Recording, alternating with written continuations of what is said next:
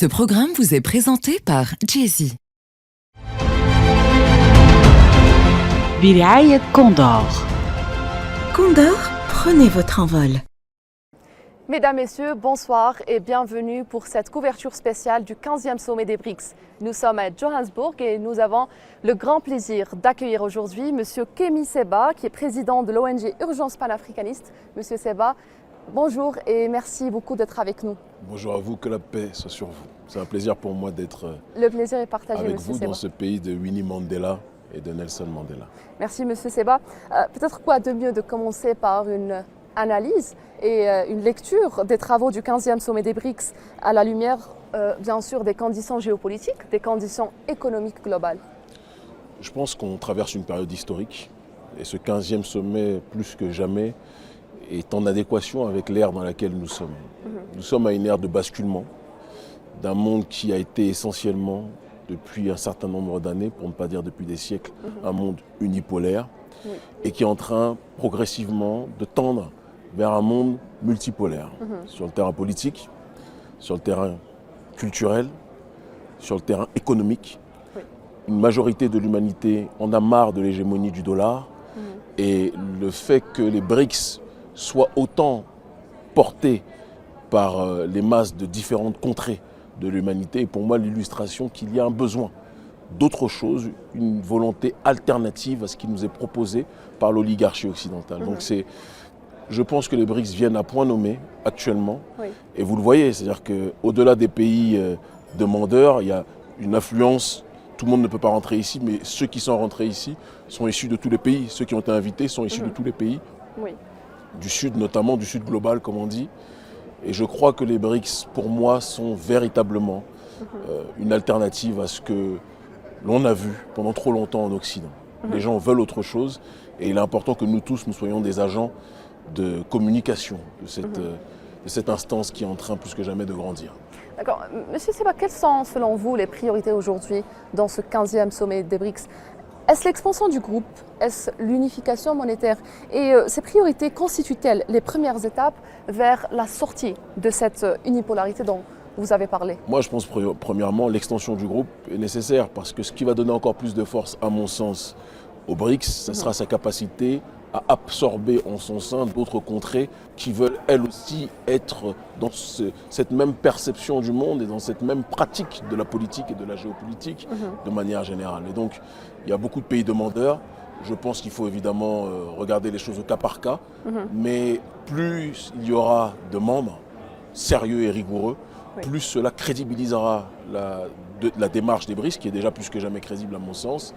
En ce qui concerne maintenant le principe sur le terrain monétaire, je pense qu'il faut qu'on étudie les choses de manière très sérieuse et rigoureuse. Parce qu'il y a des pays qui sont aujourd'hui dans des situations de prédation économique. Je parle de mon propre exemple, nous vivons dans la zone franc, qui est une zone coloniale, l'Afrique de l'Ouest et l'Afrique centrale, à travers le franc CFA. Le franc CFA est une monnaie beaucoup trop forte pour les économies locales et cela anéantit tout processus de compétitivité parce que nous sommes arrimés à l'euro.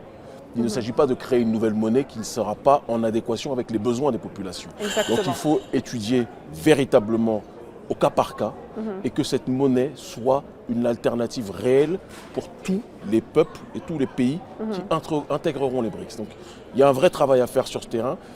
Pour moi, c'est l'un des aspects les plus importants, mais je pense que c'est un aspect qui doit prendre de manière rigoureuse du temps, si on veut être le plus efficient possible. D'accord.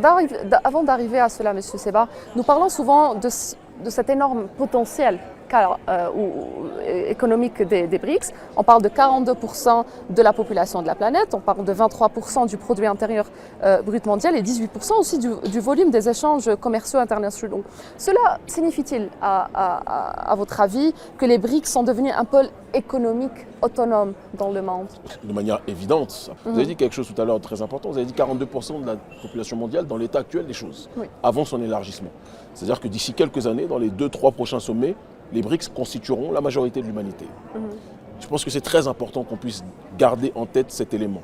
Et si vous comptez en plus tous les pays africains qui veulent intégrer, sachant que l'Afrique va être d'ici quelque temps le moteur de l'humanité, elle l'est déjà sous un autre angle en réalité, je pense que bien évidemment que ce poids-là sera un poids fondamental qui va compter dans le concert des nations. La Chine, à elle seule déjà, c'est quelque chose de très puissant.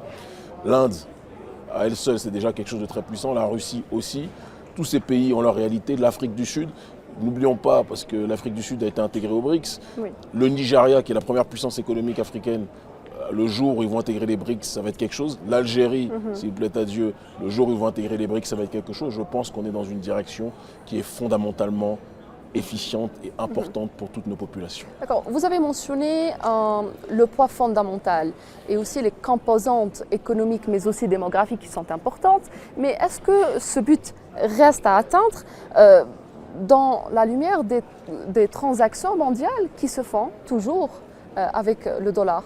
Alors, je pense qu'il faut mettre une nuance sur cette réalité au sens que aujourd'hui, on a certaines contrées, certaines nations qui sont déjà dans un processus de dédollarisation fondamentale, notamment en Afrique, où certaines contrées, aujourd'hui, commercent, je crois que si je ne m'abuse, c'était soit la Zambie ou le Zimbabwe, j'aime bien être précis dans mes termes, donc il faudra vérifier, qui sont dans une logique aujourd'hui de commercer à travers l'étalon or en tant que tel, et qui ont compris que la logique du dollar est quelque chose qui les incarcère dans une matrice économique qui n'est pas en adéquation avec leur réalité sociétale. Tout à fait. Et donc, je pense que les BRICS, en conceptualisant un système monétaire qui sera véritablement adapté à la majorité des parties prenantes de cette institution, pourront donner une alternative fondamentale à la Banque mondiale, au FMI et à toutes ces institutions qui prétendument aident l'humanité, mais sont en réalité là pour encercler et capter des ressources de ces mêmes humanités en se présentant comme les pompiers. D'accord. On parle souvent de cette dédollarisation. Des voix s'élèvent pour l'abandon du dollar dans les échanges commerciaux. Il y a aussi des demandes, comme nous avons mentionné, pour rejoindre les BRICS, 23 pays en particulier. Est-ce que vous pensez qu'il y a que l'économie est juste entre ces pays et va aider à développer et à atteindre le but des BRICS? Non, ce qui est sûr, c'est qu'il faudra qu'il y ait des critères de convergence qui soient réunis si on veut qu'il y ait une adhésion à une monnaie commune.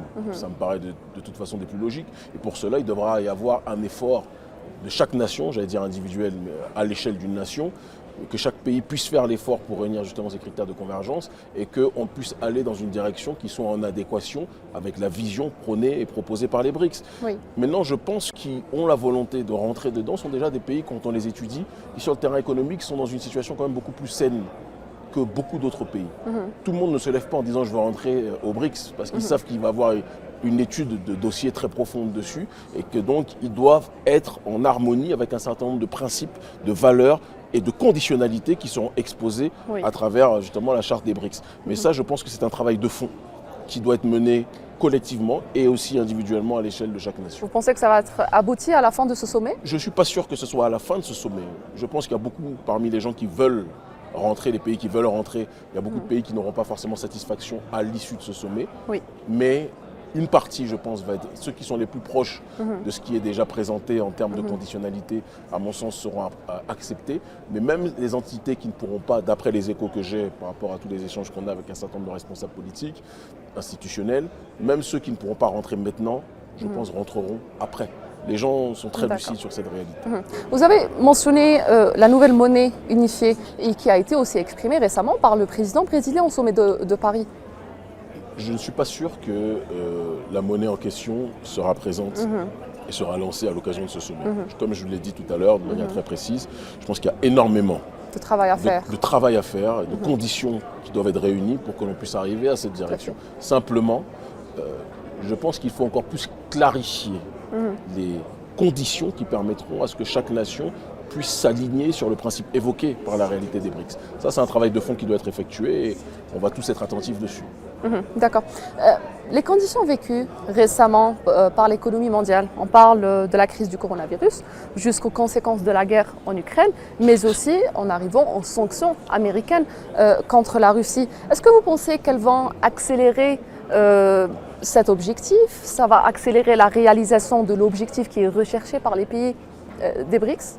Ça va accélérer de toute façon ce qui est recherché par les BRICS pour la simple et unique raison que le système qui est bouleversé par les événements que vous venez de relater et d'exposer, c'est le système du monde unipolaire. C'est le monde occidental et ses règles qui sont aujourd'hui bousculées.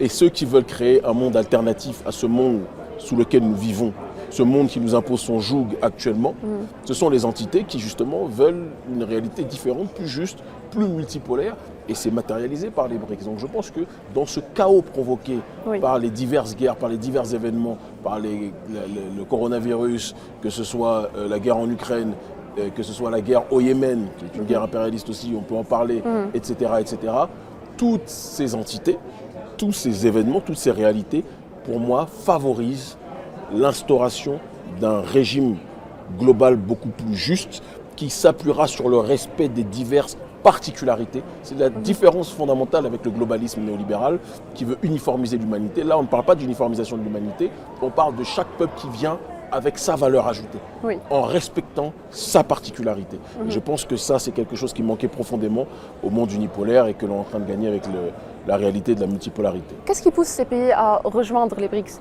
Est-ce qu'ils se sentent plus en sécurité, si on peut dire ça, au sein des BRICS? Est-ce que si on parle par exemple de monnaie unifiée, est-ce que ça va apporter un plus à l'économie mondiale, mais aussi à l'économie de ces pays? Je pense que s'ils veulent rentrer, c'est qu'a priori, c'est quelque chose qui leur apportera forcément un plus. Mais encore une fois, les BRICS ne peuvent pas être le messie d'un pays. Si le pays à l'intérieur est géré n'importe comment, l'intégration au BRICS ne changera rien. Et je dis toujours qu'avant de vouloir être sauvé par l'extérieur, il faut que chaque pays soit capable de comprendre la nécessité de se sauver de l'intérieur. Donc il y a un travail de fond à faire à l'intérieur de nos pays pour que ces pays-là justement puissent être des valeurs ajoutées par la suite. Et moi je le dis que si un jour la nature décide, si Dieu Tout-Puissant décide qu'un jour j'aille sur la voie institutionnelle au-delà du leadership citoyen important qu'on a quand même aujourd'hui, d'après vos collègues, je pense que moi, à l'échelle de mon pays, le Bénin, évidemment que je me tournerai vers les BRICS. Mais avant de se tourner vers les BRICS, l'obsession sera de faire en sorte que mon pays soit un pays et ma région, ma sous-région, soit une région puissante. C'est important. Exactement. Oui. Supposons que ce sommet va conduire à l'acceptation de nouveaux membres. Qu'en est-il des rapports sud-sud au sein des BRICS? Quand vous dites rapport sud-sud, c'est entre les différents pays, il est évident qu'il y a beaucoup de choses qui doivent être améliorées. Ne nous mentons pas. Il y a beaucoup de choses qui doivent être corrigées. Ne nous mentons pas. Comme dans une famille peut s'aimer, mais il y a parfois des abcès qui doivent être crevés. Et je profite de votre chaîne, qui est une chaîne que je suis régulièrement. C'est pour ça que j'ai accepté, bien évidemment, volontiers cette interview. L'Algérie est une terre des révolutions. C'est une terre qui a été la Mecque de la révolution pendant très longtemps. Et que ce soit les Black Panthers, que ce soit les mouvements panafricanistes, à un moment donné, tout le monde se retrouvait à Alger. Comme aujourd'hui, beaucoup se retrouvent à Moscou. Parlons de l'Occident maintenant. L'Occident fait preuve d'un intérêt croissant pour le groupe des BRICS. Vous avez mentionné tout à l'heure l'exemple du président français Emmanuel Macron et aussi une grande attention de la part des médias pour ce sommet. Comment expliquer cet intérêt? Les BRICS suscitent-ils réellement peut-être des inquiétudes pour l'Occident? Une inquiétude fondamentale. Celui qui a été habitué à diriger, à dominer, lorsqu'il voit un challenger émerger puissamment et être plébiscité par de très nombreuses entités, il a tendance à s'inquiéter, à être préoccupé. C'est quelque chose que je peux complètement intégrer. Maintenant, je pense qu'il faut qu'on aille le plus loin possible, qu'on aille dans une logique qui consiste à ne même pas tenir compte de leur regard. Ce qui compte, c'est notre regard à nous-mêmes et notre capacité à nous organiser. D'accord. Une dernière question, Monsieur Kimi Seba. Quand on parle des blocs régionaux, on parle forcément des motivations qui unissent ces pays entre eux. Qu'est-ce qui rapproche les pays BRICS? Est-ce le passé? Est-ce le présent? Ou est-ce l'espoir d'un avenir qui sera plus équilibré à tous les niveaux? Et quelle est la place des peuples dans toute cette vision et dans toute cette histoire? Le point commun de tous ces pays, c'est que ce sont des pays qui n'ont jamais été des pays colonisateurs. Je pense que c'est important que l'on puisse le dire. Ce sont des pays qui n'ont jamais été des entités qui ont colonisé. Ce sont des pays qui ont toujours été dans une dynamique de résister. Ce sont des pays qui ont toujours été dans cette obsession de promouvoir à l'échelle du monde un monde différent de ce que l'Occident a voulu nous imposer. Et donc c'est ce qui les réunit en réalité. Et même les entités qui veulent se rajouter au principe des BRICS sont dans cette même dynamique, dans cette même réalité. Monsieur Kimi Seba, c'était un plaisir de vous avoir. Le plaisir était pour moi. Merci d'être avec nous. Force à votre média et en Algérie prochainement. Merci beaucoup. Merci à vous. Mesdames, Messieurs, nous arrivons à terme de cette couverture spéciale. Merci de nous avoir suivis. À bientôt. Ce programme vous a été présenté par Jay-Z. برعاية كوندور. Condor, prenez votre envol.